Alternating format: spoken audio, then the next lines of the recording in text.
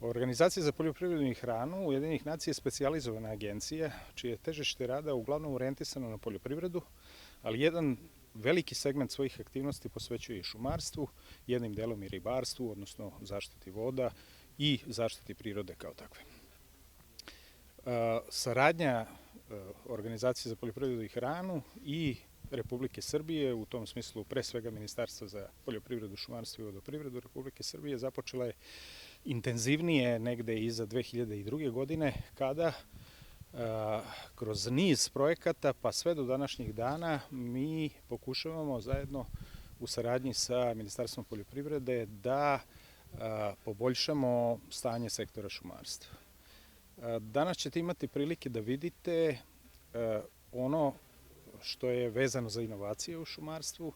Mi smo kroz jedan projekat koji je trajao prethodnih 5 do 6 godina pokušali u nekoliko segmenata da te inovacije kroz korišćenje različitih inoviranih metodologija, tehničko-tehnoloških rešenja potpomognemo pre svega u nekoliko pravaca kroz izvođenje nacionalne inventure šuma koje se radi po pravilu svakih 10 godina u Srbiji, korišćenjem stvarno najmodernijih tehnologija, zatim da omogućimo stvarno stvaranje jednog integrisanog informacionih sistema za sektor šumarstva i možda u tom trećem segmentu koji je najvažniji pomognemo u stvari unapređenju sistema planiranja na svim nivoima u šumarstvu. To je nešto što je stvarno bilo imperativ da bi sve ostale stvari naknadno mogle lakše da se rade, da tako kažem. Znači stvaramo jednu bazu za jedan optimalni razvoj šumarskog sektora.